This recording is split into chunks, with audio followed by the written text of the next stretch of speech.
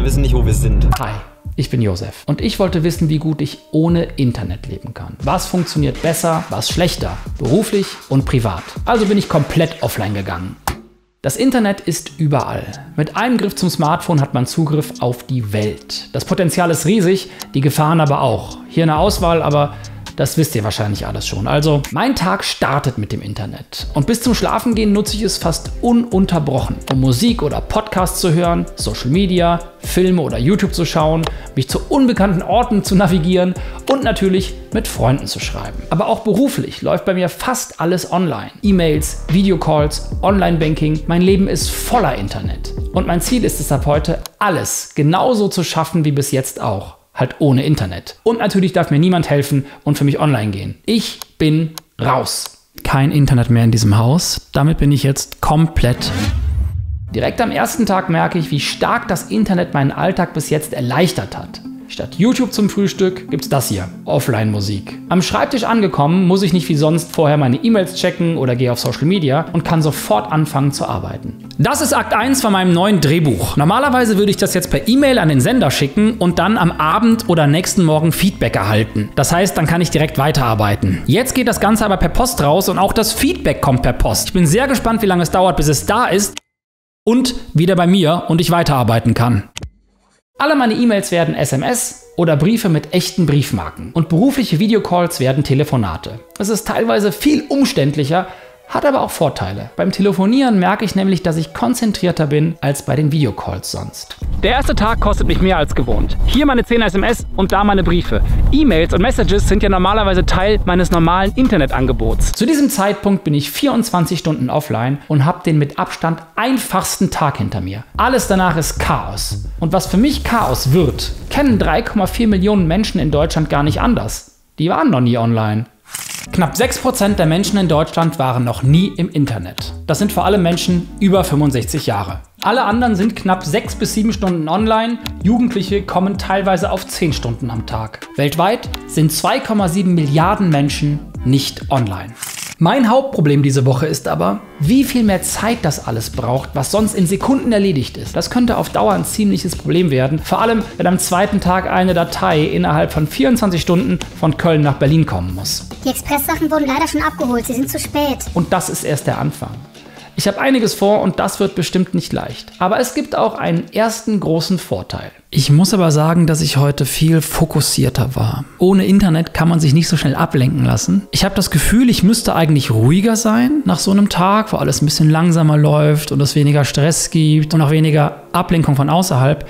Die Wahrheit ist aber, ich fühle mich innerlich super unruhig und bin mal gespannt, wie sich das weiterentwickelt. Ich hatte jetzt einen Tag ohne Instagram, Reddit, TikTok oder Twitter-Feeds, keine störenden E-Mails oder Nachrichten. Das bedeutet insgesamt weniger Ablenkung und mehr Zeit. Ohne das Online-Drama und wichtigen Meinungen von Menschen im Internet, die mein Gehirn beschäftigen, mich aber null weiterbringen. Normalerweise wäre der zweite Tag entspannt, aber ohne Internet wird er stressig und komplett chaotisch. Ich zeichne heute mit Robbubble einen Podcast auf, das heißt, wir telefonieren miteinander und später muss ich das Ganze auf eine SD-Karte kopieren und per Eilbrief nach Berlin schicken. Und dann muss ich heute noch eine Rechnung bezahlen, das wird normalerweise heißen 2 Minuten im Online-Banking verbringen. Ich weiß gar nicht, wo die nächste Bank ist, fällt mir gerade ein. Und das kann ich nicht mal googeln. Normalerweise sehen Robin und ich uns bei der Aufzeichnung des Podcasts per Video, aber diesmal hören wir uns nur. Ich finde es total absurd, vor allem, dass du bis eben auch kein Internet hattest. Direkt nach der Aufzeichnung geht's dann los. Ich ziehe meine Aufnahme auf eine SD-Karte und renne damit zur Post, um sie vor 12 Uhr per Express nach Berlin schicken zu können. Und verpasse bei der ersten Poststelle den Express um wenige Minuten. Die Expresssachen wurden leider schon abgeholt, sie sind zu spät. Also geht's weiter zur nächsten Post. Entschuldigung, wissen Sie, wo hier die Post ist? Die ich noch ganz knapp vor 12 Uhr erreiche. Vielen Dank. Tschüss. Okay, eine SMS kostet 7 Cent. Das heißt, ein Expressbrief kostet wahrscheinlich 38,40 € für einen Brief. Per Internet wäre es jetzt da. Es wäre jetzt schon da. Meine komplette Internetverbindung im Monat kostet nicht so viel. Ist denn wenigstens die anstehende Banküberweisung stressfreier? Ich habe bei der Bank angerufen, um rauszufinden, wo die nächste Filiale ist, bin hingefahren, habe das jetzt auch gemacht, das Geld ist unterwegs und ich war jetzt insgesamt über 1 Stunde unterwegs. 1 Stunde und 5 Minuten, um etwas zu erledigen, was mich normalerweise insgesamt 5 Minuten gekostet hätte. Aber das ist nicht der einzige Nachteil, der mir bereits am zweiten Tag auffällt. Normalerweise socialise ich echt viel über den Tag mit Videos, Sprachnachrichten, Nachrichten und so. Aktuell kommt da fast nichts zurück. Und es ist das Gefühl, ignoriert und isoliert zu sein von seinem Umfeld, weil da so wenig zurückkommt im Moment. Und damit das aufhört, verabrede ich mich für den nächsten Tag direkt persönlich und plane einen unbekannten Ort zu besuchen, ohne mein übliches Navigationsgerät. Um es kurz zu fassen, wir wissen nicht, wo wir sind. Während ich den nächsten Tag plane, warte ich unruhig darauf, dass die SD-Karte pünktlich in Berlin eintrifft, dass mein Drehbuch beim Sender ankommt und ich bald Feedback bekomme und dass ich keine wichtigen E-Mails in der Zeit bekomme. Ich habe nämlich vergessen, eine Abwesenheitsnotiz zu hinterlassen. Also so eine automatische Mail, die an alle geht, die mir schreiben, während ich nicht erreichbar bin. Ich hoffe, das gibt am Ende der Woche keine böse Überraschung. Ohne Internet dauert alles viel länger. Aber auch mit Internet verliere ich oft viel Zeit. Vielleicht habe ich mich auch zu abhängig gemacht und lasse meine Entscheidungen viel öfter, als mir klar ist, von Algorithmen bestimmen. Alles im Internet buhlt um unsere Aufmerksamkeit. Es geht nicht darum, wie nützlich das Internet ist, sondern wie sehr es mich davon ablenkt, was ich eigentlich erreichen möchte. Alles ist dafür designt, uns abzulenken. Apps, Websites, unser Smartphone, das sind digitale Spielautomaten. Das weiß auch der Informatikprofessor Cal Newport und hat ein sehr hilfreiches Buch darüber geschrieben. In Digitaler Minimalismus zeigt Cal Newport Wege auf, um das Internet bewusst zu nutzen, sodass es einen positiven Effekt auf unser Leben hat. Das Buch bietet praktische Übungen, um unsere Unabhängigkeit von Social Media und dem Internet zurückzugewinnen und unsere Zeit sinnvoller nutzen zu können. Ich habe dieses Buch, sowie viele andere, bereits runtergeladen, um meine Pausen ohne Internet mit Wissen und Unterhaltung zu füllen. Mit Bookbeat. Ich liebe die toll gelesenen Hörbücher auf Bookbeat. Darunter auch das motivierende Buch von Jasmin Gnu über Selbstbestimmung oder das von Maren Ulrichs Suche nach innerer Ruhe. Wann immer ich kann, höre ich eins der über 700.000 Hörbücher auf Deutsch, Englisch oder anderen Sprachen und freue mich auch über die ganzen Hörspiele und kompletten Hörbücher der 3 Fragezeichen. Und das auch, wenn ich mal offline bin. Denn die Bücher auf Bookbeat könnt ihr ganz einfach runterladen. Wenn ihr Lust habt, testet Bookbeat mit dem Code Josef jetzt 2 Monate lang kostenlos und schaut, ob es euch auch so gut gefällt wie mir. Seit Jahren inzwischen. Das neueste Buch von Cal Newport gibt es übrigens jetzt auch auf Bookbeat. Moment! Ist das nicht irgendwie Cheaten, wenn ich mir sowas vorher aus dem Internet runterlade? Um das Experiment zu verschärfen, verbiete ich mir ab jetzt auch alles, was ich mir runtergeladen habe. Keine Switch-Spiele, keine digitale Musik und keine von meinen geliebten Offline-Hörbüchern, bis das Experiment vorbei ist. Diese Umstellung verändert einiges, denn ich besitze offline nur ungefähr eine Handvoll Blu-rays und CDs. Aber was wäre eigentlich, wenn alle Kunst im Internet verschwinden würde und es keine Sicherheitskopien auf CD oder Festplatte gibt? Wäre dann alles für immer weg? 2019 verlor das Musiknetzwerk MySpace mehr als 50 Millionen Songs bei einem Datenumzug. 10 Jahre einfach weg. Es gab kein Backup. Einige Zeit später tauchten im Internetarchiv 500.000 Songs wieder auf. 1% der verlorenen Menge.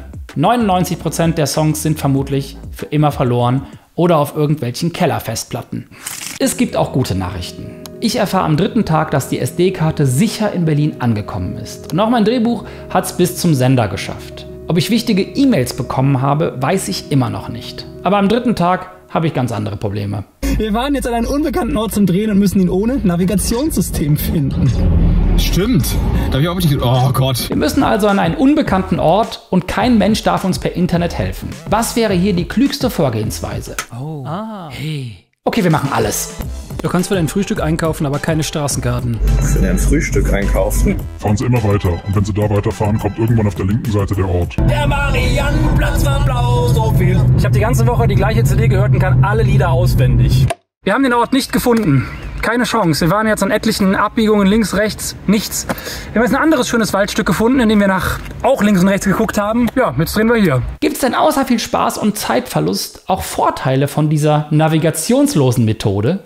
Eine Studie der Universität Mainz weist darauf hin, dass Menschen, die mit Karten navigieren, sich besser an den Weg erinnern als diejenigen, die Navigationssysteme verwenden. Obwohl die Navis von Smartphones schneller zum Ziel führen, verringert sich die bewusste Wahrnehmung der Umgebung und die räumliche Orientierung. Es ist also sehr viel wahrscheinlicher, sich mit einem Smartphone zu verlaufen, als mit einer Karte. Und nach einem sehr schönen dritten Tag bereichert mich auch der nächste Tag, bevor es dann nicht so schön wird. Aber sprechen wir erst über das Schöne. Ich bin heute beruflich unterwegs und mir sind 2 Dinge aufgefallen. Erstens, es gibt weniger Hintergrundrauschen. Im Internet wird man ja ständig wegen irgendwas angepinnt, ob das Messages sind oder Dinge, die einem im Internet begegnen und ablenken. Das ist weg und das heißt, auch im Hintergrund beschäftigt einen weniger von solchen Dingen. Zweitens, mir fehlt das aber ein bisschen. Und ich glaube, weil mich genau dieses Hintergrundrauschen ablenkt von Dingen, die mich eigentlich beschäftigen. Also Dinge, die mich eigentlich belasten, die jetzt natürlich viel präsenter sind. Ist wahrscheinlich eigentlich was Gutes, weil man sich so mit Dingen beschäftigt, die man sonst ganz gerne mal verdrängt. Aber irgendwann merke ich auch, brauche ich mal eine Pause davon und mal wieder etwas, was einfach schön ist. Ja, ich gehe jetzt mal eine Runde spazieren auf jeden Fall. Beim Spazierengehen finde ich das hier in meiner Tasche. Was ist das? Ein Telefon mit SMS-Funktion, ein Diktiergerät für unterwegs. Ohne Internet und heruntergeladene Apps und Daten kann man nicht so viel damit anfangen, aber der Akku hält viel länger. Kann ich trotzdem irgendwas damit machen? Ich liebe es, Bilder zu komponieren. Ob geschrieben, gefilmt oder fotografiert. Aber für Letzteres nehme ich mir fast nie die Zeit, da ich privat selten meine große Kamera mitschleppen will. Dabei habe ich immer eine in der Tasche. Und am 4. Tag nutze ich sie endlich mal wieder und habe sehr viel Spaß dabei. Ich hätte diesen Tag vermutlich nicht so genießen können, wenn ich online gewesen wäre. Auch, weil mich bestimmte Nachrichten nicht erreichen, die genau an diesem Tag ungelesen in meinem digitalen Postfach auf mich warten. Ich war gerade 1 Stunde spazieren und vor allem fotografieren mit meinem Telefon. Und das habe ich wirklich ewig nicht gemacht. Am 5. Tag bekomme ich endlich Feedback zu meinem Drehbuch. Ich habe gerade Post bekommen und zwar handgeschriebenes Feedback. Das ist super cool. Ich kann jetzt endlich weiterarbeiten nach 3 Tagen. Ich merke, dass ich wesentlich fokussierter arbeite. Ich bin jetzt fertig mit der Bearbeitung des gesamten Feedbacks und das in der Hälfte der Zeit, würde ich sagen. Und ich hatte einige neue Ideen. So gesehen war das eine gute Pause für die Kreativität und hilft, glaube ich, diesem Drehbuch. Und mir! Vielleicht war es sogar hilfreich, eine mentale Pause von diesem komplexen Drehbuch zu bekommen. Pausen sind wichtig. Das habe ich ja schon in anderen Aspekten meines Lebens gemerkt, wie beim 25-Stunden-Arbeiten, Selbstexperiment oder beim Social-Media-Blackout. Aber was wäre eigentlich, wenn die ganze Welt einen Internet-Blackout hätte und alles offline wäre? Ein weltweiter Internetausfall würde die Kommunikation, die Wirtschaft und die Börse beeinträchtigen. Aber auch Ampeln, Flugzeuge oder Züge werden über das digitale Netz gesteuert. Weite Strecken zurückzulegen wäre plötzlich nicht mehr einfach so möglich. Geld abheben oder mit Karte zahlen würde auch nicht mehr funktionieren. Viel schlimmer wäre aber vermutlich die Strom- und Wasserversorgung betroffen, die auch in vielen Bereichen ohne das Internet nicht funktioniert. Meine Offline-Woche fühlt sich wie eine Zeitreise an. Ich merke insgesamt, dass alles umständlicher ist, aber ich so viel entspannter, körperlich und geistig. Am Wochenende muss ich nicht arbeiten und merke, wie viel besser ich ohne Internet entspanne. Das ist aber auch nötig, denn nach dem Experiment brauche ich einen klaren Kopf für die Dinge, die auf mich warten. In der Nacht vor dem letzten Tag schlafe ich nicht so gut, weil ich ein bisschen nervös bin, welche E-Mails da vielleicht auf mich warten, ob irgendwer mich erreichen wollte ganz dringend und ich einen Job verpasst habe. Bin ein bisschen nervös, muss ich ganz ehrlich sagen. Ein bisschen nervös, dass ich irgendwas richtig Krasses verpasst habe. Vielleicht auch beruflich, weil ich ja blöderweise diese Abwesenheitsnotiz verpasst habe. 22 E-Mails. Super cool, ein Go für mein neues Hörspiel. Richtig, richtig gut. Feedback von der Filmstiftung. Ein Interview mit Deutschlandfunk, das hätte ich gerne gemacht. Das wird jetzt zu spät sein, das ist für heute. Bis auf das Interview ist hier bei den E-Mails, glaube ich, nichts dabei, was schnell beantwortet werden muss. Okay, jetzt noch die Messages. 18 Stück, auch nicht so viel, bin ich ganz beruhigt. Eigentlich wollte ich euch hier auf unterhaltsame Weise zeigen, wie viel ich verpasst habe oder auch nicht verpasst habe. Aber mich erreicht in diesem Moment die Nachricht über einen Todesfall im persönlichen Umfeld. Im ersten Moment war das richtig krass. Auch wenn mich die Nachricht nicht komplett überrascht hat, aber wenn sowas dann wahr wird, ist man trotzdem nicht vorbereitet. Und damit lande ich wieder voll beim Thema Zeit. Zeit ist neben Gesundheit einfach das Wertvollste, da es das Einzige ist, wovon wir niemals mehr haben können. Ein weiterer Grund, mir gut zu überlegen, womit ich meine Zeit verbringen möchte und wie viel davon online stattfinden soll.